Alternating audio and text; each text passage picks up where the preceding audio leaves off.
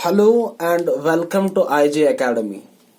Students, हम आपके लिए एक नई सीरीज यहाँ पे ला रहे हैं।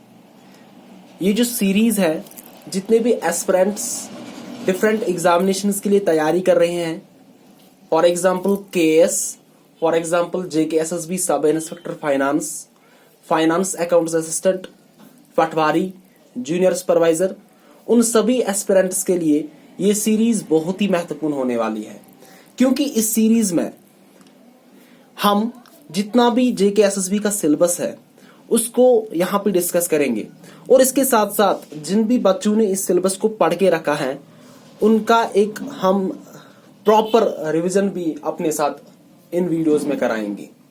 तो स्टूडेंट्स, आप हमारे साथ बने रहे, हमारे लेक्चर्स को फॉलो करें, और वी होप कि आपको हमारी जो वीडियोस है ये बिल्कुल आपको पसंद आए। मेरा नाम मोहम्मद इनामुल हक है। मैं खुद एक एस्पिरेंट हूं, लेकिन इस लॉकडाउन में मैंने सोचा कि मैं भी कुछ सोसाइटी को कंट्रीब्यूट करूं। इस सिलसिले में मैंने एक लेक्चर सीरीज यहां पे स्टार्ट की है, जिसमें मैं पहले general knowledge with special reference to Jammu and Kashmir UT आपको करवाऊंगा, क्योंकि ये सेक्शन जो है ये बहुत ही महत्वपूर्ण होता है जब भी हम किसी भी कॉम्पिटिटिव एग्जामिनेशन की बात करते हैं, क्योंकि स्टूडेंट्स यहाँ पे चकमा खा जाते हैं, क्योंकि यहाँ की बाउंड्रीज डिफाइन नहीं होती हैं। फॉर एग्जाम्पल मैं आपको बताऊं, आपके सिलेबस में जो पहला टॉपिक है current events of national and international importance, अगर आप इसको पढ़ने बैठोगे तो यहाँ पे कोई लिमिट ही नहीं है, यहाँ पे कोई बाउंड्री ही नहीं है। इसलिए यहाँ पे एक स्मार्ट अप्रोच की जरूरत है। आप कैसे अपनी स्टडीज को करेंगे, आप कैसे इस टॉपिक को मिनिमम टाइम में खत्म करेंगे, वो यहाँ पे महत्वपूर्ण रहेगा। तो हम कोशिश करेंगे कि हम आपको अपने साथ पूरा सिलेबस यहाँ पे करवाएंगे, और इसके साथ साथ जितना भी करंट अफेयर है, जो कि लास्ट 1 ईयर का करंट अफेयर है, क्योंकि जेकेएसएसबी की हैबिट रही है कि अक्सर ये टारगेट करता है कि जो लास्ट 2 ईयर 1 ईयर का करंट अफेयर है उसको यहाँ पे टारगेट किया जाता है। तो आप हमारे साथ बने रहिए, आप हमारे लेक्चर्स को फॉलो कीजिए, और हम आशा रखते हैं कि आपको हमारे वीडियो जो है वो पसंद आ जाएंगे। लेकिन इसके बदले में हमें क्या चाहिए? इसके बदले में हमें पेमेंट चाहिए, लेकिन वो payment, that payment is not in the form of cash, but that payment is in the form of likes, in the form of comments and in the form of subscriptions.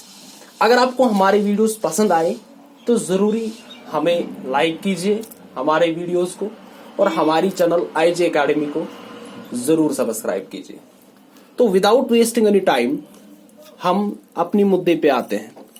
सबसे पहली बात, जब भी आप किसी एग्जाम की preparation करते हैं, किसी भी कॉम्पिटिटिव एग्जाम की, चाहे छोटा एग्जाम हो या बड़ा एग्जाम हो, आपको अपनी तैयारी से पहले 2-3 बातों का ख्याल रखना चाहिए।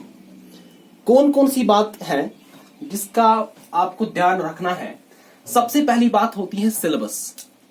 देखिए, अगर आपके पास सिलेबस नहीं है तो आप अभी सिलेबस को प्रिंट करवा दीजिए, क्योंकि सिलेबस एक ऐसा चीज है जो आपकी सिलेक्शन यहां पे डिसाइड करेगा।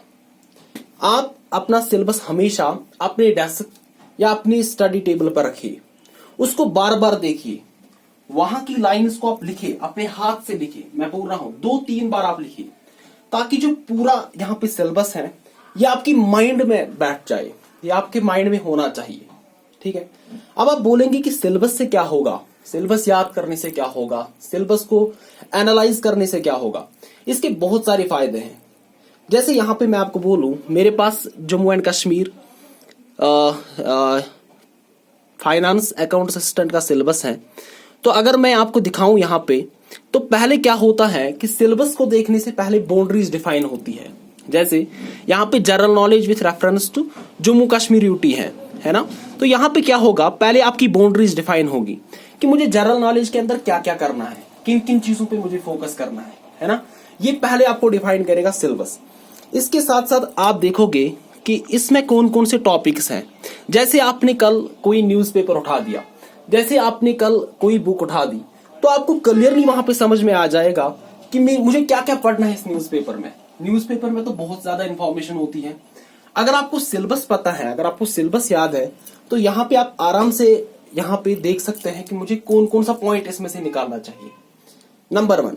Number 2 is previous paper analysis. यहाँ पे बहुत सारे बच्चे कहते हैं कि हम पहले स्टडी करेंगे, हम पहले पढ़ेंगे और बाद में हम प्रीवियस पेपर एनालिसिस करेंगे। गलत अप्रोच है। मैं कहता हूं कि सिलेबस को देखने के बाद आप प्रीवियस पेपर एनालिसिस कीजिए, क्योंकि प्रीवियस पेपर एनालिसिस से क्या होता है कि जितने भी टॉपिक सिलेबस में है इसमें से आपको पता चल जाएगा कि कौन कौन सा टॉपिक इंपॉर्टेंट है। फॉर एग्जाम्पल मैं आपको बताऊं, इंडियन आर्ट एंड कल्चर, या यहां पे सिलेबस में लिखा है फ्रीडम स्ट्रगल या मूवमेंट, जो कि इंडियन नेशनल मूवमेंट है। अगर आप देखेंगे ये जो टॉपिक है, यहां से आपके 5 से 6 क्वेश्चन आने के चांसेस है, क्योंकि ये टॉपिक हमेशा एग्जामिनर के लिए यहाँ पे फोकस में रहता है। इसलिए प्रीवियस पेपर एनालिसिस ही बताएगा आपको कि कौन सा टॉपिक इंपॉर्टेंट है, किस टॉपिक में मैक्सिमम क्वेश्चंस पूछे जाते हैं और कौन सा यहाँ पे टॉपिक मुझे नहीं पढ़ना चाहिए। क्योंकि it is not important what to read, बल्कि ये इंपॉर्टेंट है क्या, व्हाट नॉट टू रीड, है ना। और जो बंदा व्हाट नॉट टू रीड यहाँ पे समझ पाएगा ना कि मुझे क्या नहीं पढ़ना है, वही बंदा जो है स्मार्ट कहलाता है ना।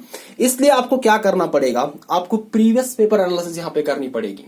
पीपीए इसको नाम देते हैं एक्सपर्ट्स, है ना। यहाँ पे आप पूरी तरीके से देखो कि किस टॉपिक पे मुझे ज्यादा फोकस करना है। या आपको प्रीवियस पेपर एनालिसिस ही बता सकता है मुझे कितना डीप जाना है, मेरी बाउंड्रीज क्या रहनी चाहिए, मुझे कौन चीजें पढ़नी है, मुझे क्या फैक्चुअल पढ़ना है, मुझे क्या कंसेप्चुअल पढ़ना है। ये सभी चीजें जो है ये आपको प्रीवियस पेपर एनालिसिस ही बताएगा। क्योंकि अगर आप देखेंगे जितने भी एडमिनिस्ट्रेटिव है ना, सिविल सर्विसेज है, वहां पे अगर आप देखेंगे वहां पे ज्यादा कंसेप्चुअल चीजें पूछी जाती हैं। लेकिन जेके एसएसबी में अगर आप देखेंगे या कोई भी एग्जाम लाइक एसएससी सीजीएल, वहां पे ज्यादा फैक्चुअल पूछा जाता है। इसलिए कैसे पूछा जाता है, कौन कौन से टॉपिक इंपॉर्टेंट है, क्वेश्चंस कैसे फ्रेम किए जाते हैं, क्वेश्चंस की डेप्थ क्या होती है, ये आपको सभी प्रीवियस पेपर एनालिसिस ही बताएगा, है ना। इसलिए सिलेबस को देखने के बाद आप फौरी तौर पे प्रीवियस पेपर एनालिसिस कीजिएगा और जितना आपसे हो सके प्रीवियस पेपर क्वेश्चंस को सॉल्व कीजिए। जो भी एग्जाम्स है ना, लाइक एसएससी सीजीएल, है ना, जेके एसएसबी के जो प्रीवियस पेपर्स है, जेके पीएससी के जो प्रीवियस पेपर्स है, उनको देखिएगा, उनको पूरी तरीके से माइंड में बिठाओ। उस हिसाब से बाद में अपनी प्रिपरेशन को यहाँ पे स्टार्ट करो, है ना। सिलेबस आपने देख लिया, प्रीवियस पेपर एनालिसिस आपने कर दी, उसके बाद करना क्या है आपको, उसके बाद आपको करना है वर्क, है ना। उसके बाद एक प्लान आपको बनाना है कि मुझे इतने टाइम में इस सेक्शन को खत्म करना है। उसी हिसाब से आपको पढ़ना है जिस तरीके से आपने प्रीवियस पेपर एनालिसिस में क्वेश्चंस को आके देखा है ना। तो उसी तरीके से, उसी स्टाइल से मैं कह सकता हूं आपको स्टडी करनी होगी। उसी प्लान से आप मैदान में उतरेंगे, है ना। लेकिन मैदान में उतरने से पहले आपको स्टडी मटेरियल यहाँ पे सिलेक्ट करना पड़ेगा। देखो, बाजार में अगर आप जाओगे तो आपको बहुत ज्यादा बुक्स मिलेगी। जैसे मैं आपको फॉर एग्जांपल बताऊंगा यहाँ पे इंडियन आर्ट एंड कल्चर। अगर आप इंडियन आर्ट एंड कल्चर को यहाँ पे देखोगे तो इसके लिए यहाँ पे बाजार में बहुत ज्यादा बुक्स है, और सबसे जो बेस्ट बुक है वो है Indian art and culture by Nitin Singhania. इसके अलावा अगर आप देखेंगे तो एनसीईआरटी भी आती है, introduction to fine arts, class 11th की। और इसके साथ साथ अगर आप देखेंगे तो विजन वाले भी अपना दे रहे हैं, है ना। और जितनी भी बड़ी बड़ी आईएएस की अकेडमीज हैं वो भी अपना मटेरियल यहाँ पे दे रही हैं। लेकिन इसका मतलब ये नहीं है कि आप पूरा जो है ना, कि जो बुक्स का चट्टा है अपने रूम में आप रखो, उसका ये मतलब नहीं है। बल्कि आप क्या करो, आप खाली एक मटेरियल को सिलेक्ट करो, उसी को बार बार पढ़ो। क्योंकि यहाँ पे एक्सपर्ट्स कहते हैं कि एक बुक को आप 1000 बार पढ़िए, ना कि आप 1000 बुक अलग अलग पढ़िए, है ना। तो आप उसी मटेरियल को आप बार बार पढ़ें, आप चीजों को रिवाइज कीजिए ताकि आपका काम बने, ताकि जो भी कंसेप्ट्स हैं वो आपके दिमाग में पूरी तरीके से फिट हो, ताकि आप चीजों को ना भूलो, है ना। तो उसी अप्रोच के साथ हम यहाँ पे स्टार्ट करने जा रहे हैं, जो कि पहला सेक्शन है 30 मार्क्स वाला, general knowledge with special reference to Jammu and Kashmir UT. यहाँ पे अगर आप देखेंगे तो पहला टॉपिक जो आपको मिलेगा वो है current events of national and international importance. लेकिन ये जो टॉपिक है ये थोड़ा डिटेल्ड टॉपिक है।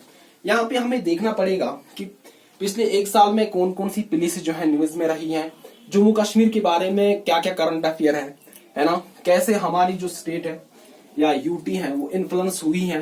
तो हम इसका एक अलग और डिटेल्ड यहाँ पे वीडियोस अपलोड करेंगे बाद में, लेकिन इससे पहले हम बाकी जितने भी टॉपिक्स हैं उन पे यहाँ पे नजर डालेंगे। तो एक क्विक रिव्यू मैं आपको कराऊंगा सिलेबस का। पहले तो political and physical division of world and India, दूसरा टॉपिक है Indian art and culture, heritage and जो फ्रीडम स्ट्रगल है यहाँ पे, इंडियन नेशनल मूवमेंट, वो यहाँ पे सिलेबस के अंदर है।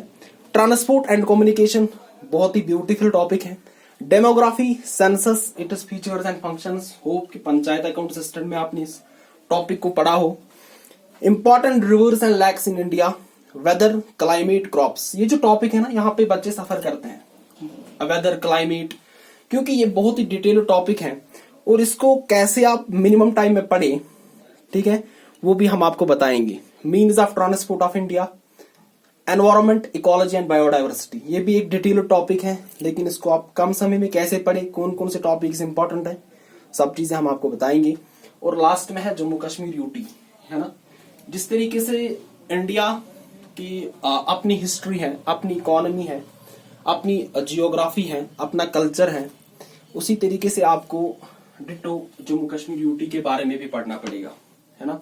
तो ये पूरा सिलेबस है, ये तो ज्यादा नहीं है, लेकिन अगर आप हमारे साथ बने रहेंगे तो हम आपको मिनिमम टाइम में एक तो हम आपको चीजें रिवाइज भी करवाएंगे और ये जो टॉपिक है फ्रॉम टॉप टू बॉटम हम आपको स्टडी भी करवाएंगे। तो चलो हम स्टार्ट करते हैं पहले टॉपिक से, जिसको हम कहते हैं political and physical divisions of world and India.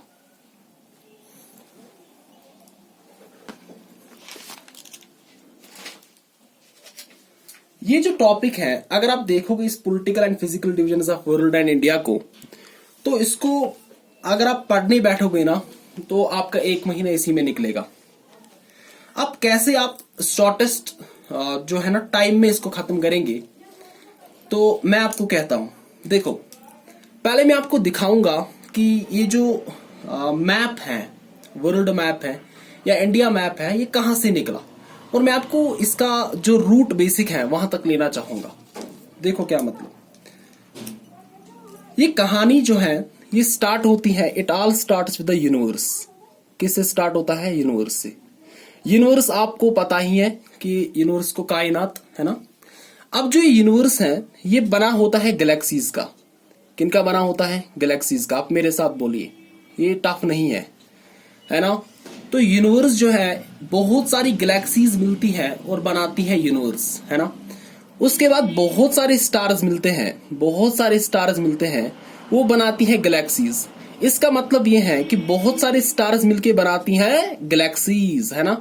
बहुत सारी गैलेक्सीज मिलके बनाती हैं यूनिवर्स। हमारी गैलेक्सी अगर आप देखेंगे, our galaxy is milky way galaxy. क्या उसको कहते हैं? Milky way galaxy. हमारी गैलेक्सी को मिल्की वे गैलेक्सी कहा जाता है, या इसको कहा जाता है आकाश गंगा भी। आकाश गंगा, क्या? आकाश गंगा। उसके बाद अगर मैं स्टार्स की बात करूं तो दुनिया का सबसे बड़ा स्टार है सन, है ना। इसी सन के साथ अगर आप देखेंगे तो छोटे छोटे 8 बच्चे इसके साथ जुड़े हैं, उनको हम कहते हैं 8 प्लैनेट्स।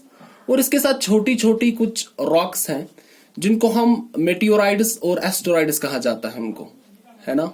और इसके साथ साथ में कुछ सैटेलाइट्स भी हैं। क्या है? सैटेलाइट्स भी है। इन सभी चीजों को अगर आप देखेंगे, sun, 8 planets, meteoroids, asteroids and satellites, they together constitute solar system. इसको कहा जाता है क्या? Solar system. आप बोलेंगे कि सर ये क्यों आप पढ़ा रहे हैं, मैं आपको अभी इसकी इंपॉर्टेंस बताऊंगा। जब तक आपका रूट बेसिक्स क्लियर नहीं है ना, तब तक आप सफर करोगे, और मैं नहीं चाहता हूं कि आप सफर करें, है ना। मैं आपको बिल्कुल रूट बेसिक्स से यहां पे स्टार्ट करवा रहा हूं, और आप देखेंगे कि ये कितना फायदा आपको बाद में देगा। तो सन, 8 प्लैनेट्स, मेटियोराइड्स, एस्टेरॉइड्स और satellites, they together constitute the solar system. इसी को हम सोलर सिस्टम कहते हैं। तो solar system is nothing, solar system is the family, it is a family of sun and 8 planets with thousands of meteoroids and asteroids, है ना। अब क्या मसला है? अब अगर आप इस सोलर सिस्टम को देखोगे तो सन आपको पता ही है। अब जो ये सन है, इसके इर्द गिर्द अगर आप देखेंगे तो 8 प्लैनेट्स घूमते हैं। कितने प्लैनेट्स घूमते हैं? 8 प्लैनेट्स घूमते हैं इन सर्कुलर ऑर्बिट्स, है ना। जिस पाथ में और ये जो प्लैनेट्स हैं ये घूमते हैं, उन पाथ्स को कहा जाता है ऑर्बिट्स, है ना। अब अगर ये 8 प्लैनेट्स आप देखोगे तो स्टार्टिंग फ्रॉम मर्क्यूरी है ना, Venus, earth, Mars, Jupiter, Saturn, Uranus and Neptune है ना। तो अगर आप यहाँ पे सफर कर रहे हैं तो मैं आपको एक निमोनिक भी यहाँ पे दे सकता हूं जहां पे आप 8 प्लैनेट्स को याद रख सकते हैं। वो कौन सी निमोनिक है? This my very efficient mother just served us nuts है ना। ये निमोनिक आप याद रख सकते हैं।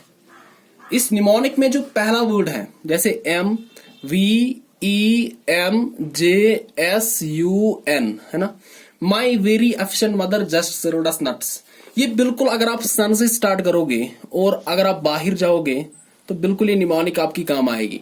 पहला प्लेनेट जो है वो मरकरी है, उसके बाद वीनस, उसके बाद अर्थ, उसके बाद मदर यानी कि मार्स, उसके बाद जुपिटर, उसके बाद सैटर्न, उसके बाद यूरेनस और फाइनली कौन? नेपच्यून। लेकिन भाई मुझे यहाँ पे मरकरी के साथ कुछ तो नहीं करना, मुझे वीनस के साथ कोई डील नहीं है, मुझे ना मार्स के साथ कुछ डील है, ना जुपिटर, ना सैटर्न, ना यूरेनस, ना नेपच्यून। मुझे ये प्लैनेट्स नहीं चाहिए क्योंकि मुझे यहाँ पे सोलर सिस्टम नहीं पढ़ना डीप में। मुझे कौन सा निकालना है इसमें से? मुझे चाहिए प्लैनेट अर्थ। ठीक है, इस प्लैनेट अर्थ को मैं यहाँ पे निकालता हूं। बात देखो भाई, अब जो प्लैनेट अर्थ है, अगर इस प्लैनेट अर्थ को आप देखोगे तो अल्लाह ताला ने क्या 3 चीजें यहाँ पे रखी है जो शायद बाकी प्लैनेट्स में नहीं है ना। वो 3 चीजें कौन कौन सी है? एक एयर है, एक लैंड है और तीसरा जो है वो वाटर है। एयर, लैंड एंड वाटर, जहां जहां पे ये 3 चीजें हैं वहां वहां पे लाइफ है, याद रखिए। इसीलिए अगर आप देखेंगे तो बाकी जितने भी प्लैनेट्स हैं वहां पे लाइफ नहीं है, क्योंकि किसी जगह आपको लैंड मिलेगा लेकिन एयर और वाटर नहीं मिलेगा, किसी जगह आपको एयर मिलेगा लेकिन शायद वाटर नहीं है ना। तो इसलिए हम कहते हैं कि खाली लाइफ जो है वो एग्जिस्ट होती है खाली अर्थ पे, क्योंकि अर्थ वो प्लैनेट है जहां पे आपको तीनों चीजें मिलेगी, air, land and water. That is why life exist on earth है ना। अब जो लाइफ है ये खाली 2 ही चीजों को दी गई है, एक एनिमल्स है और प्लांट्स है ना, प्लांट्स है और एनिमल्स है। अब क्या मसला है? अब मैंने आपको अभी बोला कि यहाँ पे 3 चीजें हैं, एयर, लैंड एंड वाटर। अब अगर तुम देखोगे अर्थ को तो अर्थ पे क्या है? अर्थ पे 71% वाटर है। कितना? 71% अर्थ पे क्या है? वाटर है। और अगर आप देखेंगे अर्थ पे तो 29% यहाँ पे क्या है? लैंड है ना। अब क्या मसला? अब अगर तुम इस 71% वाटर को देखोगे तो 71% वाटर जो यहाँ पे है, this is in 5 oceans and oceans are पैसा। क्या? पैसा ये निमोनिक है, मैं आपको नाम बताऊंगा। P means Pacific Ocean. क्या? Pacific Ocean. A means Atlantic Ocean. I means Indian Ocean है ना। S मीन्स साउदर्न ओशन को एक और नाम भी दिया जाता है, एंटार्क्टिक ओशन। क्या? Antarctic ocean. उसके बाद यहाँ पे लास्ट में आर्टिक ओशन। पैसिफिक ओशन दुनिया का सबसे बड़ा ओशन है और आर्टिक ओशन जो है वो सबसे छोटा ओशन है ना। और मैंने इसको मार्क किया है from the biggest to the smallest है ना, ये आप याद रख सकते हैं पैसा। तो Pacific ocean, Atlantic ocean, Indian ocean, southern ocean and Arctic ocean, जितना आप चीजों को जोर से बोलेंगे ना अपने साथ उतना ही चीजें आप याद कर पाएंगे है ना। आप चीजों को बोलो आप अपने रूम में जहां पे भी आप बैठे हैं ना, इनको बोलो, ये डेफिनेटली याद हो जाते हैं। तो अर्थ की कंपोजिशन क्या है? 71% आपको यहाँ पे वाटर मिलेगा एंड 29% आपको यहाँ पे लैंड मिलेगा। This 70% water is in the form of 5 oceans के नाम क्या है? Pacific ocean, Atlantic ocean, Indian ocean, southern ocean और आर्टिक ओशन। उसके बाद जो 29% लैंड है वो यहाँ पे in the form of 7 continents आपको मिलेगी। कितने कॉन्टिनेंट्स आपको मिलेगी? 7 कॉन्टिनेंट्स। और यही से आपका जो पहला टॉपिक है ना, political and physical divisions of world and India, वो यही से स्टार्ट होगा। मैंने इसीलिए आपको दिखाया कि ये कहां से निकला, ये कहां से आया, ताकि आप कंफ्यूज ना हो। अगर आप इन 7 कॉन्टिनेंट्स की तरफ यहाँ पे नजर डालेंगे तो 7 कॉन्टिनेंट्स हमारे पास कौन कौन सा है। एक है कॉन्टिनेंट एशिया, सबसे बड़ा कॉन्टिनेंट दुनिया का वो एशिया ही है ना। उसके बाद अगर आप देखोगे तो नॉर्थ अमेरिका, उसके बाद तीसरा कॉन्टिनेंट जो है साउथ अमेरिका, उसके बाद चौथा कॉन्टिनेंट जो है उसका नाम है अफ्रीका, उसके बाद एक और कॉन्टिनेंट है उसको हम कहते हैं एंटार्क्टिका। क्या कहते हैं? एंटार्क्टिका। उसके बाद आप जाओगे तो यूरोप, और उसके बाद लास्ट में अगर आप देखोगे तो सबसे छोटा जो कॉन्टिनेंट है उसको हम कहते हैं ऑस्ट्रेलिया। क्या कहते हैं? ऑस्ट्रेलिया।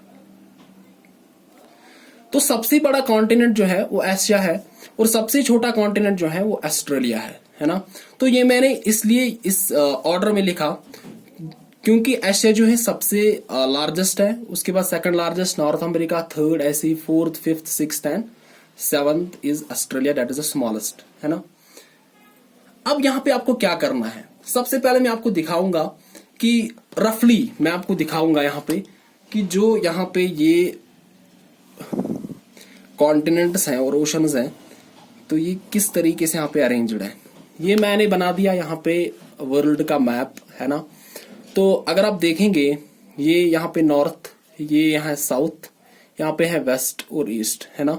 अगर आप सबसे पहले स्टार्ट करेंगे तो सबसे पहले आपको यहाँ पे नॉर्थ ईस्ट में यहाँ पे दिखेगा जिसको हम कहते हैं एशिया। में रफली मार्क कर रहा हूँ, ठीक है, होप कि आप समझ जाएंगे। एशिया ये है कॉन्टिनेंट एशिया, है ना। एशिया के बिल्कुल यहाँ पे एडजेसेंट में आपको मिलेगा यूरोप। कौन? यूरोप आपको मिलेगा यहाँ पे। उसके बाद यूरोप के नीचे ही आपको मिलेगा अफ्रीका। कौन? अफ्रीका, है ना। एशिया के यहाँ पे नीचे, बिल्कुल नीचे आपको मिलेगा कौन? ऑस्ट्रेलिया।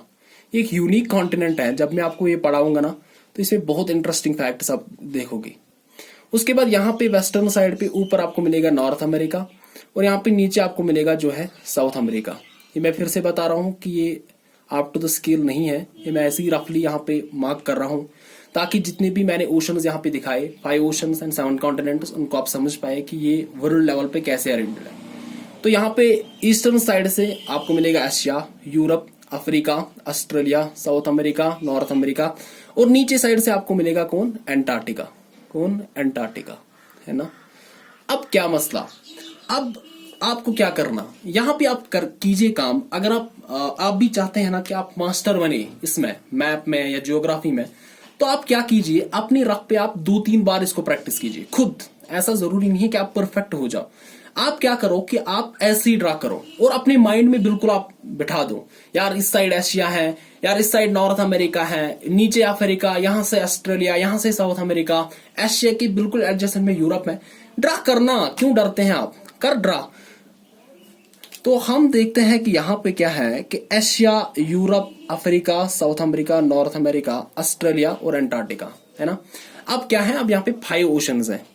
देखो इस साइड और इस साइड आपको मिलेगा पैसिफिक ओशन। क्या मिलेगा आपको? Pacific ocean. इस साइड और इस साइड आपको मिलेगा कौन? आपको मिलेगा पैसिफिक ओशन, है ना।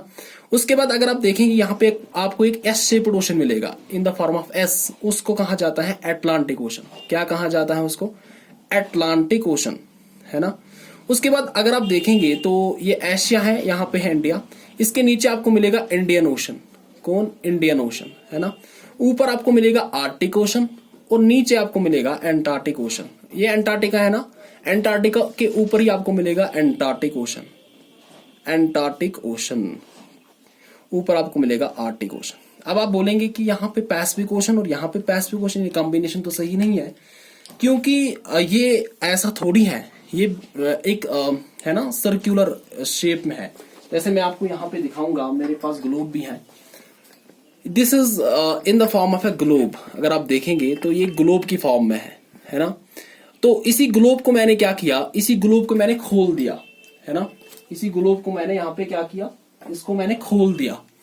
जब मैंने इस ग्लोब को खोल दिया तो आप देखोगे कि एक शीट ऑफ पेपर बन गया और इसी शीट ऑफ पेपर को हम मैप कहते हैं। Map is nothing. जब भी हम ग्लोब को खोलते हैं ना, इसको एक शीट बनाते हैं, शीट के फॉर्म में ले आते हैं, तो उसी को हम क्या कहते हैं? उसी को हम कहते हैं मैप, है ना। अब हम कहां से स्टार्ट करेंगे? तो हमारा जो मुद्दा रहेगा, हम सबसे पहले डिस्कस करेंगे सबसे छोटे कॉन्टिनेंट को, जिसको हम कहते हैं ऑस्ट्रेलिया, है ना। तो चलो हम इस ऑस्ट्रेलिया को यहाँ पे डिस्कस करेंगे। देखो बिल्कुल सिंपल है, मैं आपको यहाँ पे पॉलिटिकल डिविजन्स भी बताऊंगा और इसके साथ साथ मैं आपको यहाँ पे जो फिजिकल फीचर्स हैं इसके, है ना, जैसे माउंटेन्स हो गए, जैसे रिवर्स हो गए, जैसे यहाँ पे अगर कोई डेजर्ट है, जैसे यहाँ पे अगर कोई स्पेसिफिक फीचर है जैसे कोरल रीफ्स और बाकी, वो यही पे मैं आपको बताऊंगा और वही जो एग्जामिनर का जो फोकस होता है उन्हीं चीजों पे होता है। ठीक है, तो हम स्टार्ट करते हैं ऑस्ट्रेलिया से। तो आप भी मेरे साथ रफली बनाइएगा, चीजों को बिल्कुल आप नोट डाउन कीजिएगा, क्योंकि जितने आपके नोट्स यहाँ पे परफेक्ट होंगे ना उतने आप परफेक्ट हैं, है ना। तो ये मेरे पास है कॉन्टिनेंट ऑस्ट्रेलिया, है ना, ये बिल्कुल ऑस्ट्रेलिया का मैप मेरे पास है। ठीक है, तो आप भी मेरे साथ इसको यहाँ पे पढ़िए। देखो भाई, ऑस्ट्रेलिया को अगर आप देखेंगे तो सबसे पहले कुछ बेसिक पॉइंट्स मैं आपको बताऊंगा ऑस्ट्रेलिया के बारे में। Australia is also called as land down under. क्या इसको कहते हैं? इसको लैंड डाउन अंडर भी कहा जाता है, इसको आइलैंड कॉन्टिनेंट भी कहा जाता है। ये जो है ये सबसे छोटा कॉन्टिनेंट है, सबसे छोटा कॉन्टिनेंट आपको दिखेगा। तो दो पॉइंट्स मैंने आपको बता दिए, एक इसको हम आइलैंड कॉन्टिनेंट भी कहते हैं, इसको लैंड डाउन अंडर भी कहा जाता है। अगर आप ऑस्ट्रेलिया को देखोगे तो अगर आप इसकी पॉलिटिकल डिविजन्स को देखोगे तो ये ऐसे डिवाइड किया गया है। अगर आप देखेंगे मेरे साथ तो ऐसे इसको डिवाइड किया गया है, ये इसकी पॉलिटिकल डिविजन्स है। सबसे यह है ना वेस्ट, ये ईस्ट हुआ, ये नॉर्थ हुआ और ये साउथ हुआ, है ना, और यहाँ पे है ये तस्मानिया। अगर आप देखोगे तो वेस्टर्न साइड पे आपको जो डिवीजन है उसको हम कहते हैं वेस्टर्न ऑस्ट्रेलिया। क्या कहते हैं? मेरे साथ आप बोलिएगा, वेस्टर्न ऑस्ट्रेलिया। क्या कहते हैं? Western Australia. उसके बाद अगर आप जाएंगे तो इसको हम कहते हैं नॉर्दर्न ऑस्ट्रेलिया, है ना। उसके बाद नीचे आपको मिलेगा साउदर्न, है ना, इसको हम कहते हैं साउदर्न। उसके बाद यहाँ पे इस रीजन को कहा जाता है क्वींसलैंड। क्या कहा जाता है? क्वींसलैंड। ये ऑस्ट्रेलिया एक यूनिक कॉन्टिनेंट है, यहाँ के फीचर्स डिफरेंट है। यहाँ की अगर आप देखेंगे तो हर कोई चीज यहाँ पे डिफरेंट है, फिजिकल फीचर्स आपको यूनिक मिलेंगे, जो फ्लोरा फाना है वो यहाँ पे यूनिक है। ठीक है, तो ये हर किसी लिहाज से यूनिक है, इसलिए मैंने आप सोचा कि थोड़ा इंटरेस्ट बनाने के लिए मैंने इस कॉन्टिनेंट को यहाँ पे स्टार्ट कर दिया है। तो उसके बाद अगर आप देखेंगे तो आप नीचे जाएंगे तो ये क्वींसलैंड है ना। तो उसके बाद यहाँ का जो रीजन है इसको हम कहते हैं न्यू साउथ वेल्स। यहाँ की रीजन को हम कहते हैं क्या? New South Wales. New South Wales क्या कहते हैं? New South Wales. और यहाँ पे इसको कहा जाता है विक्टोरिया। क्या? विक्टोरिया। तो ये जो है ये this is political division of Australia. तो पॉलिटिकली ऑस्ट्रेलिया को ऐसे डिवाइड किया गया है कि वेस्ट, सबसे पहले आपको इस साइड पे मिलेगा वेस्टर्न ऑस्ट्रेलिया, उसके बाद आपको नॉर्दर्न साइड पे मिलेगा नॉर्दर्न, साउदर्न पे मिलेगा साउदर्न। उसके बाद ईस्ट साइड से आप देखोगे तो डिविजन्स ऐसे हैं कि ऊपर है क्वींसलैंड, उसके बाद न्यू साउथ वेल्स और फाइनली आपको मिलेगा विक्टोरिया। ठीक है, और यहाँ पे नीचे एक अलग एक आइलैंड कंट्री है जिसको हम कहते हैं तस्मानिया। क्या कहते हैं? तस्मानिया। ठीक है, और जो मैंने यहाँ पे दिखाया है अगर आप देखेंगे तो ये है न्यूजीलैंड। क्या है? न्यूजीलैंड। This is New Zealand. तो न्यूजीलैंड बिल्कुल जो है ओशन में है। ठीक है, ये बिल्कुल कॉन्टिनेंट है। ये ऐसी कंट्री है जिसके अगर आप देखोगे सराउंडिंग में बिल्कुल वाटर है ना। तो ये क्या मैंने आपको बता दिया, ये है पॉलिटिकल डिविजन्स। ठीक है, जो आप ऊपर देख रहे हैं ये एक आइलैंड है जिसको हम कहते हैं पापुआ न्यू गिनिया। क्या कहते हैं? Papua new Guinea. इसका जो हाफ है ये यहाँ पे एशिया के साथ है। ठीक है, और इसका जो हाफ ये यहाँ पे ऑस्ट्रेलिया के साथ हम जोड़ते हैं, है ना। तो ये बहुत डीप कहानी है, आपको इतना डीप नहीं पढ़ना। ठीक है, वरना कैसे हाफ यहाँ पे एशिया के साथ है, कैसे एक लंबी चौड़ी कहानी है, आपको उतना डीप नहीं जाना। इसके साथ साथ ये ऑस्ट्रेलिया है ना, ये न्यूजीलैंड है, पापुआ न्यू गिनिया, और इसके साथ साथ यहाँ पे आपको हजारों में आइलैंड्स यहाँ पे दिखेंगे इस रीजन पे। और ये जो रीजन है ये पैसिफिक ओशन ही है, ये कुछ भी नहीं है, ये पैसिफिक ओशन ही है ना। इस पैसिफिक ओशन में आपको बहुत सारे आइलैंड्स दिखेंगे, जैसे फीजी आइलैंड हो गया, जैसे किरिबती आइलैंड हो गया, है ना, जैसे यहाँ पे नायरू आइलैंड हो गया। तो यहाँ पे एक आइलैंड इंपॉर्टेंट है, आप हैरान हो जाएंगे, जिसको हम कहते हैं नायरू। क्या कहते हैं? नायरू। ये नायरू एक ऐसा आइलैंड है जिसकी कोई कैपिटल ही नहीं है। It do not have any official capital. इसके पास कोई ऑफिशियल कैपिटल नहीं है ना। तो हो सके कि यहाँ पे ये भी पूछे, क्योंकि भरोसा नहीं होता है एग्जामिनर पे, है ना। तो ये वाहिद वो यहाँ पे आइलैंड है जिसके पास कोई कैपिटल ही नहीं है। उसके बाद हम आगे बढ़ेंगे थोड़ा। तो ये हो गया कंप्लीट। अब आपको क्या करना है, अब आप मेरे साथ मार्क कीजिए। इंपॉर्टेंट कुछ यहाँ पे आपको रीजन्स लिखने हैं, इंपॉर्टेंट सिटी जो ऑस्ट्रेलिया की है। आप स्टार्ट कीजिए क्वींसलैंड से, है ना। तो यहाँ पे आप एक निमोनिक के साथ उतरेंगे। मैं अगर आप देखेंगे तो यहाँ पे आप निमोनिक याद रखिए, BSc MA PhD, है ना। ये क्या हुआ, जो क्वींसलैंड है यहाँ की इंपॉर्टेंट सिटी है जिसको हम कहते हैं ब्रिस्बेन। क्या कहते हैं? ब्रिस्बेन, है ना। आप रिपीट कीजिए इनको। उसके बाद अगर आप जाएंगे न्यू साउथ वेल्स, तो यहाँ पे दो इंपॉर्टेंट सिटीज हैं, एक है सिडनी और दूसरी है जिसको हम कहते हैं कैनबीरा। क्या कहते हैं? कैनबीरा। सिडनी, कैनबीरा, है ना। उसके बाद आप आगे बढ़ो। विक्टोरिया की जो इंपॉर्टेंट सिटी है उसको हम कहते हैं मेलबोर्न। क्या कहते हैं? मेलबोर्न में, है ना, क्रिकेट ग्राउंड भी फेमस है मेलबोर्न का। सिडनी का भी है, कैनबीरा का भी है ना। तो जो भी क्रिकेट देख रहे हैं उनको ये नाम शायद उन्होंने सुने हो। उसके बाद अगर आप साउदर्न ऑस्ट्रेलिया में जाएंगे तो यहाँ पे इंपॉर्टेंट सिटी है जिसको हम कहते हैं एडिलेड। क्या कहते हैं? एडिलेड, है ना। उसके बाद अगर आप वेस्टर्न ऑस्ट्रेलिया को देखेंगे तो यहाँ की इंपॉर्टेंट सिटी जो है उसको हम कहते हैं पर्थ। क्या कहते हैं? पर्थ। और अगर आप देखोगे कि तस्मानिया की जो कैपिटल भी है, कैपिटल सिटी भी है, उसको हम कहते हैं होबार्ट। क्या कहते हैं? होबार्ट। उसके बाद नॉर्दर्न में अगर आप देखेंगे तो यहाँ की इंपॉर्टेंट सिटी है डार्विन। क्या है? डार्विन। तो इसीलिए मैंने आपको लिखवाया BSc MA PhD, है ना। क्वींसलैंड की इंपॉर्टेंट सिटी है ब्रिस्बेन। उसके बाद आप जाएंगे न्यू साउथ वेल्स, यहाँ पे दो सिटीज बहुत ही ज्यादा फेमस है, एक सिडनी है और कैनबीरा। कैनबीरा जो है ये कैपिटल भी है ऑस्ट्रेलिया। उसके बाद आप आगे बढ़ो। विक्टोरिया की इंपॉर्टेंट सिटी है मेलबोर्न। उसके बाद साउदर्न ऑस्ट्रेलिया की इंपॉर्टेंट सिटी है एडिलेड। वेस्टर्न ऑस्ट्रेलिया की इंपॉर्टेंट सिटी है पर्थ और नॉर्दर्न ऑस्ट्रेलिया की इंपॉर्टेंट सिटी है डार्विन, है ना। और तस्मानिया यहाँ पे ऑस्ट्रेलिया की नीचे कंट्री है, यहाँ की इंपॉर्टेंट कैपिटल सिटी है जिसको हम कहते हैं होबार्ट। यहाँ पे अगर आप देखेंगे न्यूजीलैंड को तो सब बच्चे जानते हैं कि न्यूजीलैंड की कैपिटल है जिसको हम कहते हैं वेलिंगटन।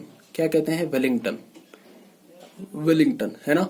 और न्यूजीलैंड के बारे में थोड़ा करंट अफेयर में आपको बता दूं कि न्यूजीलैंड यहाँ पे एक जगह है जिसको हम कहते हैं क्राइस्टचर्च। क्या कहते हैं? क्राइस्टचर्च। और यहाँ पे अटैक भी हुआ था 2 मास्कस पे। बाद में जो इंडिया है और बाकी जितनी भी कंट्रीज हैं, यहाँ पे क्राइस्टचर्च कॉल टू एक्शन को साइन बाद में किया गया था। तो टेररिज्म को रोकने के लिए ये जो क्राइस्टचर्च कॉल टू एक्शन है, ये ग्लोबल एक बाद में बहुत सारी कंट्रीज इकट्ठी हुई और उन्होंने ये एक्शन यहाँ पे बना दिया जिसको हम कहते हैं Christchurch call to action. Actually यहाँ पे 2 मास्कस के ऊपर अटैक हुआ था। तो अगर आप देखेंगे कि ये जो मैंने यहाँ पे मैप बना दिया, ये बिल्कुल ऑस्ट्रेलिया का मैप है, ठीक है। तो इसको आप याद रखिए, इसको आप अपने राह पे ड्रा कीजिए, तो ये आपको लाइफ टाइम यहाँ पे काम आ सकता है। जितने भी एग्जाम्स अगर आप देंगे, जैसे सिविल सर्विसेज एग्जामिनेशंस, जैसे यहाँ पे JKSSB, JKPSC, है ना, और जितने भी एग्जाम्स है ना, वहां पे आपको ये काम आएगा। और इससे बेहतर ये जनरल नॉलेज है ना, ये जाया नहीं होता है। जनरल नॉलेज तो जनरल नॉलेज ही होती है, हर जगह आपको काम आएगी, है ना। तो ये मैंने यहाँ पे बना दिया आपको। ये हो गया आपका पॉलिटिकल मैप, है ना, पॉलिटिकल डिविजन्स। तो अब क्या कहानी है? अब ये है कि जो ऑस्ट्रेलिया है, जो न्यूजीलैंड है, और जितने भी यहाँ पे छोटे छोटे आइलैंड्स आपको दिखेंगे, नायरू, किरिबती, फिजी आइलैंड्स, है ना। तो ये सभी आइलैंड्स को और इस ऑस्ट्रेलिया को जो है टुगेदर एक नाम दिया जाता है जिसको हम कहते हैं ओशनिया। क्या कहते हैं? ओशनिया। तो ओशनिया क्या है? ओशनिया नाम है, एक नाम है। किस किस को हम कहते हैं? जो ऑस्ट्रेलिया है जो यहाँ पे न्यूजीलैंड है, जो तस्मानिया, और इसके साथ जितने भी जो पैसिफिक आइलैंड्स हैं, नाइरो हो गया, किरिबती हो गया, फीजी आइलैंड्स का नाम आपने सुना होगा, सोलोमन, वेनवातू, तुवालू, है ना, न्यू सेलेडोनिया, ये छोटे छोटे आइलैंड्स यहाँ पे आपको दिखेंगे। तो इनको इकट्ठे एक नाम दिया जाता है ओशनिया। क्या दिया जाता है नाम? ओशनिया। तो ये हो गया आपका, जिसको हम कहते हैं ये हो गया आपका पॉलिटिकल डिवीजन। अगर मैं आपको थोड़ा फिजिकल फीचर्स बता दूं ऑस्ट्रेलिया की, तो ये आपको बिल्कुल यहाँ पे यूनिक दिखेंगे फिजिकल फीचर्स, है ना। तो सबसे पहले मैं स्टार्ट करता हूँ वेस्टर्न ऑस्ट्रेलिया से। ये है ना वेस्टर्न ऑस्ट्रेलिया, अगर आप देखोगे तो ये मेरे पास वेस्टर्न ऑस्ट्रेलिया में रफली मार्क कर रहा हूँ। तो सबसे पहले यहाँ पे वेस्टर्न ऑस्ट्रेलिया जो है ये पूरा डेजर्ट है। यहाँ पे आपको फर्टिलिटी जो है बहुत ही कम दिखेगी सॉइल की, है ना, ये डेजर्ट है। तो 3 डेजर्ट जो है वो बहुत ही इंपॉर्टेंट है। वेस्टर्न ऑस्ट्रेलिया के 3 डेजर्ट जो है बहुत ही इंपॉर्टेंट है। सबसे ऊपर से अगर आप स्टार्ट करोगे तो यहाँ पे आपको दिखेगा ग्रेट सैंडी डेजर्ट। क्या आपको दिखेगा? ग्रेट सैंडी डेजर्ट, है ना। उसके बाद आपको नीचे दिखेगा वो डेजर्ट जिसको हम कहते हैं गिब्सन डेजर्ट। अगर आप इसको भूल जाओ ना तो इसको नहीं भूलना, क्योंकि ये बहुत सारे एग्जामिनेशन में पूछा गया है। गिब्सन डेजर्ट कहाँ पे है? गिब्सन डेजर्ट ऑस्ट्रेलिया में है ना।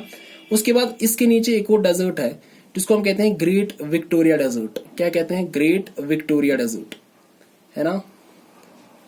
तो 3 डेजर्ट सी है, ऊपर ग्रेट सैंडी डेजर्ट है, नीचे गिब्सन डेजर्ट है, तीसरा ग्रेट विक्टोरिया डेजर्ट है ना। उसके बाद आप इस साइड चले जाओ। जब आप ऑस्ट्रेलिया के इस साइड जाएंगे तो आपको क्या क्या दिखेगा यहाँ पे? यहाँ पे जो है, यहाँ पे अगर आप देखेंगे जो क्वींसलैंड है और जो न्यू साउथ वेल्स की बिल्कुल ईस्टर्न साइड पे आपको एक माउंटेन रेंज दिख जाएगा जिसको हम कहते हैं ग्रेट डिवाइडिंग रेंज। क्या कहते हैं? Great dividing range. तो अगर आपसे एग्जाम में पूछेंगे कि great dividing range is located in, great dividing range कहाँ पे है? ग्रेट डिवाइडिंग रेंज जो है ऑस्ट्रेलिया में है ना। ये आपको पता होना चाहिए। उसके बाद ये थोड़ा बहुत हो गए यहाँ पे जो है ना डेजर्ट्स और माउंटेन्स। उसके बाद हम रिवर्स की बात करते हैं। ऑस्ट्रेलिया के 2 इंपॉर्टेंट रिवर्स हैं। देखो रिवर्स तो बहुत ज्यादा होते हैं, लेकिन मैं यहाँ पे इंपॉर्टेंट आपको बोल रहा हूँ। River Murray, river Murray, MURRAY, river Murray and darling. ठीक है, डार्लिंग, इसको हम कहते हैं मुर्रे डार्लिंग, है ना। तो मुर्रे और डार्लिंग यहाँ के इंपॉर्टेंट रिवर्स है, ये याद रखिएगा। मुर्रे डार्लिंग, डायरेक्ट यहाँ पे क्वेश्चन पूछा जाता है कि Murray and Darling are important rivers of which continent और विच कंट्री, है ना। तो वहां पे नीचे ऑप्शंस दे रखे होंगे आपको, तो आपको मार्क करना होगा ऑस्ट्रेलिया, है ना, क्योंकि Murray and Darling are the important rivers of Australia. उसके साथ साथ आपको यहाँ पे याद रखना पड़ेगा कि यहाँ पे एक लैक भी है नीचे, इसको हम कहते हैं लैक आयरी। क्या इसको कहते हैं? लैक EYRE, लैक आयरी, लैक आयरी, है ना। तो अगर आप यहाँ पे बाहर जाएंगे, थोड़ा यहाँ पे कोस्ट की तरफ यहाँ पे नजर डालेंगे, तो यहाँ पे आपको मिलेगा ग्रेट बैरियर रीफ। ये सबसे यूनिक फीचर है, ग्रेट बैरियर रीफ। दुनिया का सबसे बड़ा कोरल रीफ जो है यही पे आपको दिखेगा। सबसे लॉन्गेस्ट कोरल रीफ यहाँ पे आपको ऑस्ट्रेलिया में ही दिखेगा। Great barrier reef is also located in Australia. ठीक है, ये पॉइंट भी आप याद रखिएगा। तो जो फिजिकल फीचर्स हैं, ये इंपॉर्टेंट फिजिकल फीचर्स हैं, इनको आप याद रखिएगा। कौन कौन सा इंपॉर्टेंट फिजिकल फीचर है? सबसे पहले अगर आप स्टार्ट करेंगे वेस्टर्न ऑस्ट्रेलिया से, तो यहाँ पे आपको डेजर्ट्स मिलेंगे। 3 डेजर्ट्स आपको मिलेंगे स्टार्टिंग फ्रॉम नॉर्थ। तो ग्रेट सैंडी डेजर्ट, उसके बाद गिब्सन डेजर्ट, उसके बाद ग्रेट विक्टोरिया डेजर्ट, है ना। उसके बाद अगर आप यहाँ पे ईस्टर्न साइड पे देखेंगे तो यहाँ पे एक माउंटेन रेंज आपको दिखेगा जिसको हम कहते हैं ग्रेट डिवाइडिंग रेंज। क्या कहते हैं? Great dividing range. उसके बाद अगर आप ऑस्ट्रेलिया की कोस्ट की तरफ देखेंगे तो दुनिया का सबसे बड़ा कोरल रीफ, जो यहाँ पे लॉन्गेस्ट रीफ है, ग्रेट बैरियर रीफ, वो भी आपको ऑस्ट्रेलिया में ही दिखेगा। इसके अलावा यहाँ पे एक लैक भी है जिसको हम कहते हैं लैक इरी या लैक आयरी भी इसको कहा जाता है। तो उसके बाद यहाँ पे क्या है, अगर मैं आपको थोड़ा बहुत यहाँ पे दिखाऊंगा ना कि थोड़ा यूनिक फीचर्स क्या है ऑस्ट्रेलिया के बारे में, तो आप समझ जाएंगे। देखो यहाँ का जो इम्पोर्टेंट फाना की अगर मैं बात करूं तो इम्पोर्टेंट एनिमल आपको दिखेगा यहाँ पे जिसको हम कहते हैं कंगारू, है ना। कंगारो को ऑस्ट्रेलिया में रूस कहा जाता है। क्या कहा जाता है? रूस, ROS, है ना। कंगारो क्यों इंपॉर्टेंट है? कंगारो इसलिए इंपॉर्टेंट है क्योंकि नेशनल एनिमल है ऑस्ट्रेलिया का। क्या है? नेशनल एनिमल है ऑस्ट्रेलिया का, है ना। मैंने आपको पहले ही बता दिया कि ऑस्ट्रेलिया यूनिक है, ऑस्ट्रेलिया इज यूनिक कॉन्टिनेंट। तो एक बर्ड भी आपको यहाँ पे दिखेगा जिसको हम कहते हैं एम्यू। क्या कहते हैं? एम्यू, है ना। ये यहाँ का नेशनल बर्ड है। क्या है? नेशनल बर्ड है। अपनी जनरल नॉलेज के लिए ये पता होना चाहिए क्योंकि ये कॉन्टिनेंट जो है बिल्कुल इंटरेस्टिंग कॉन्टिनेंट है, यहाँ पे मजा आ जाता है इंसान को, है ना। इसके साथ साथ आपने एक नाम सुना होगा कोकाबूरा, है ना। रिकी पॉन्टिंग का जो बैट यहाँ पे था, रिकी पॉन्टिंग खुद ऑस्ट्रेलिया का था, उसका बैट था जिसको हम कहते हैं कोकाबूरा, है ना। तो कोकाबूरा भी यहाँ का ही एनिमल है। उसके साथ साथ अगर आप देखेंगे तो यहाँ पे इंटरेस्टिंग ये है कि यहाँ पे आपको दिखेगा लायरी बर्ड, LYRE, लायरी बर्ड। अब लायरी बर्ड क्यों इंपॉर्टेंट है? लायरी बर्ड इसलिए इंपॉर्टेंट है क्योंकि ये this is the largest and most unusual singing bird in the world, है ना। ये जैसे है ना गाता है, जब ये आवाज निकालता है ना तो ये आपको लगेगा कि कोई गा रहा है ना। तो unusual singing bird in the world, है ना। कौन है? लायरी बर्ड। ये भी आपको कहाँ पे मिलेगा? ये भी आपको मिलेगा ऑस्ट्रेलिया के अंदर ही, है ना। तो ये इंटरेस्टिंग है, होप कि आपको मजा आया। तो bird in the world, unusual singing bird in the world है लायरी बर्ड, है ना। तो ये आप यहाँ पे याद रखेंगे। तो यहाँ पे आप याद रखेंगे कि यहाँ की थोड़ा बहुत फाना, है ना। और यू नो कि कंगारो जो है ये मार्सुपियल है। मार्सुपियल ऐसा एनिमल है जिसके जो है ना सिकिन पाउच होता है, उसमें वो अपनी बेली को रखता है, बेली के नीचे ये होता है और बाद में अपने बच्चे को उसमें रखता है ना। उनको हम मार्सुपियल एनिमल्स कहते हैं। कंगारो यहाँ पे आपको मिलेगा। तो उसके बाद मैं यहाँ पे थोड़ा बहुत 2-4 पॉइंट्स यहाँ पे ऐड करना चाहूंगा। सबसे पहला पॉइंट ये है कि अगर आप यहाँ पे देखेंगे कि जो ऑस्ट्रेलिया है और तस्मानिया है, ऑस्ट्रेलिया एंड तस्मानिया को सेपरेट एक स्ट्रेट करती है जिसको हम कहते हैं बास स्ट्रेट। क्या कहते हैं? बास स्ट्रेट, BASSSTRAIT। ना what is a straight? Straight क्या है ना। तो आप 1 मिनट जो है नजर रखिएगा यहाँ पे।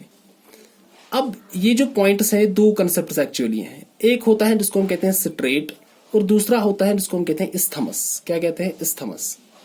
अब स्ट्रेट क्या है और इस्थमस क्या है? स्ट्रेट क्या होता है? Straight is a narrow body of water. ये एक नैरो बॉडी होती है पानी की, नैरो बॉडी ऑफ वाटर, है ना।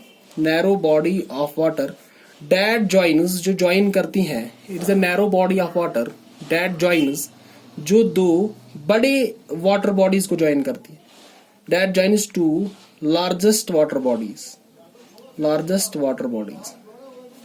तो मतलब क्या है? मतलब ये है, देखो फॉर एग्जाम्पल ये कोई स्ट्रेट है ना, और यहां से कोई बड़ा ओशन है, यहां से कोई बड़ा ओशन है ना।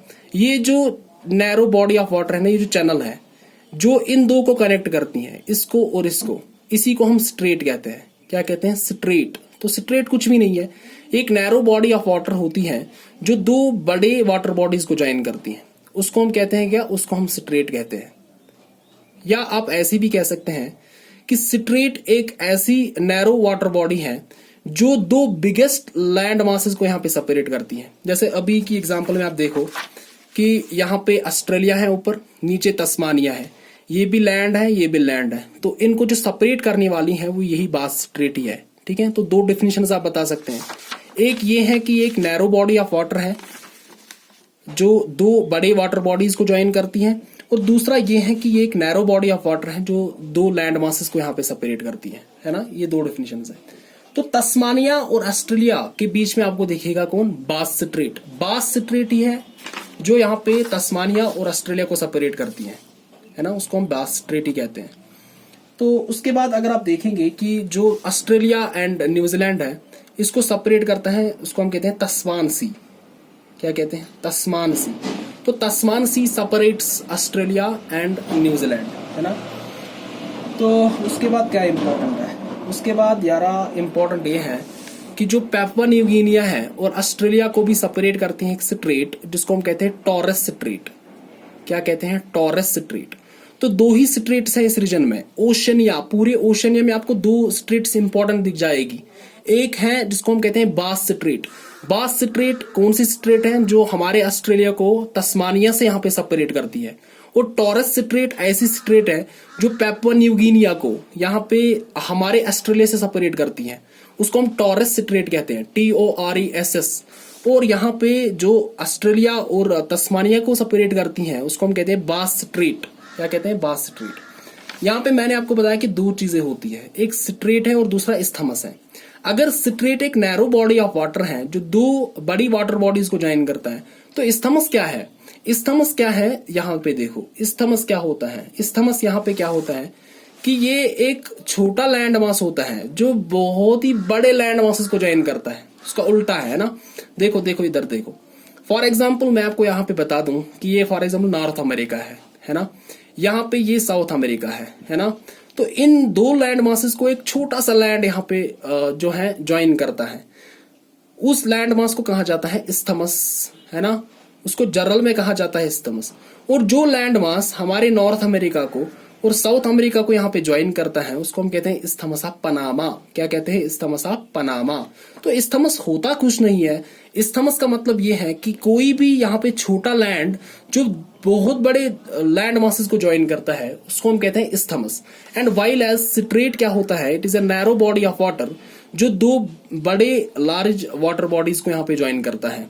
तो तीन बातें यहाँ पे याद रखो, एक बास स्ट्रेट जो यहाँ पे सेपरेट करती हैं ऑस्ट्रेलिया और तस्मानिया को, टॉरस स्ट्रेट जो Papua New Guinea and Australia को सेपरेट करता है, तस्मान सी जो हमारे ऑस्ट्रेलिया और न्यूजीलैंड को सेपरेट करता है, और मैंने आपको बता दिया कि इस्थमस क्या होता है। और एक इस्थमस मैंने आपको यहाँ पे बता दिया, इस्थमस ऑफ पनामा, ठीक है, जो हमारे नॉर्थ अमेरिका और साउथ अमेरिका को यहाँ पे जोड़ती है ना। इस्थमस बिल्कुल स्ट्रेट का उल्टा है। उसके बाद आगे बढ़ो। उसके बाद थोड़ा बहुत चीजें जो है, कुछ फैक्चुअल चीजें हैं वो आपको याद होना चाहिए। जैसे मैंने आपको बता दिया कि ऑस्ट्रेलिया जो है यहाँ की कैपिटल है कैनबेरा। मैंने आपको पहले ही बता दिया कि ऑस्ट्रेलिया की कैपिटल है क्या? कैनबेरा। उसके बाद यहाँ का जो हाईएस्ट पीक है माउंट कॉकिसो उसको कहते हैं, ठीक है, KOSCUISKO, ठीक है। Mount Kosciuszko is the highest peak of Australia. और इसके साथ साथ जो यहाँ पे आप याद रखो कि रिवर मुर्रे यहाँ का लॉन्गेस्ट रिवर है, और यहाँ का जो लॉन्गेस्ट माउंटेन रेंज है that is the great mountain range, ये ग्रेट डिवाइडिंग रेंज। और लास्ट में आप याद रखो कि यहाँ का जो एक फिजिकल फीचर है जिसको हम कहते हैं ग्रेट बैरियर रीफ। क्या कहते हैं? Great barrier reef. ये यहाँ पे मुझे लगता है कि एग्जाम में पूछा जाएगा। ग्रेट बैरियर रीफ जो है यहाँ पे दुनिया का सबसे बड़ा रीफ है, ये भी आपको ऑस्ट्रेलिया में ही दिखेगा, ठीक है। ये जो पूरी कहानी है यही ऑस्ट्रेलिया के बारे में है, ठीक है। और मोर पर्टिकुलरली ओशनिया ही है, क्योंकि ओशनिया ही इसको नाम दिया जाता है। जितना भी जो ऑस्ट्रेलिया है, न्यूजीलैंड है, और जितने भी यहाँ पे आपको ये आइलैंड छोटे छोटे दिखते हैं इनको टुगेदर कहा जाता है ओशनिया। तो आप इसको रिवाइज कीजिए, आप इसको अपने हिसाब से देखिए, ड्रा कीजिए, और अगर आपके पास एटलस है तो उससे आपका जो है ज्यादा क्लियर होगा। मेरे पास भी एटलस है, ये आप देख सकते हैं, ऑक्सफोर्ड स्कूल एटलस है ना। तो आप इसको ले सकते हैं, मार्केट में इजीली अवेलेबल है, शायद 350 में मिलती है, लेकिन बहुत ही बेनिफिशियल रहने वाली है, क्योंकि इसमें है ना कि जो भी आपके मैप हैं, ठीक है, सब कुछ इसमें लिखा है, सब कुछ इसमें है। देखो जैसे मैंने आज आपको पढ़ा दिया ऑस्ट्रेलिया, है ना, तो ऑस्ट्रेलिया यहाँ पे है, अगर आप देखेंगे तो ऑस्ट्रेलिया ये है ना। इसको मैं आपको क्लियरली सब बातें जो मैं यहाँ पे शायद भूल गया तो वो भी आपको मिलेगी यहाँ पे, है ना। देखो यहाँ पे दो चीजें होती हैं, एक पॉलिटिकल मैप होता है, दूसरा फिर फिजिकल मैप इसका होता है। इसमें तमाम जितने भी फिजिकल फीचर्स होते हैं, जैसे मैं आपको यहाँ पे दिखा सकता हूँ, ग्रेट बैरियर रीफ ये हुआ, जैसे यहाँ पे ग्रेट डिवाइडिंग रेंज है, यहाँ पे ग्रेट सैंडी डेजर्ट है, गिब्सन डेजर्ट है ना। यहाँ पे आपको ग्रेट विक्टोरिया डेजर्ट, ये लेक आयरी है जो कि सबसे बड़ा लेक है ऑस्ट्रेलिया का, तो ये आपको यहाँ पे दिख जाएगा। जैसे ये हुआ तस्मानिया, ये हुई बास स्ट्रेट, ये हुआ पैपुआ न्यू गिनिया, ये हुआ टॉरस स्ट्रेट, है ना। ऐसे यहाँ पे आपको छोटे छोटे आइलैंड्स दिखते हैं। यहाँ पे आपको मैं दिखाना चाहूंगा कि छोटे छोटे आइलैंड्स आपको यहाँ पे दिखेंगे, जैसे न्यू कैलेडोनिया हो गया, वैनवेटू हो गया, सोलोमोन आइलैंड्स हो गए, नाइरू जो मैंने आपको बता दिया कि वाहिद आइलैंड है जिसकी कोई कैपिटल ही नहीं है, रादर वाहिद कंट्री है जिसकी कोई ऑफिशियल कैपिटल ही नहीं है, पलाव, माइक्रोनेशिया, इसी तरीके से मार्शल, किरीबती, ये जो छोटे छोटे आइलैंड्स हैं, these are not important for JKSS भी, मगर पता होना चाहिए इंसान को, है ना, तो ये सभी जो है ये हमने आप आज को पढ़ाया। हो सके कि आप ये खरीद सकते हैं, ये एटलस है, ठीक है, ये होना चाहिए इंसान के पास, क्योंकि वर्ल्ड ज्योग्राफी जो है ना बिल्कुल इंटरेस्टिंग है। और यहाँ पे अपना इंटरेस्ट आप बना लो, है ना। आप इसको खरीद सकते हैं मार्केट में, बिल्कुल ये बहुत ही अच्छी बुक है।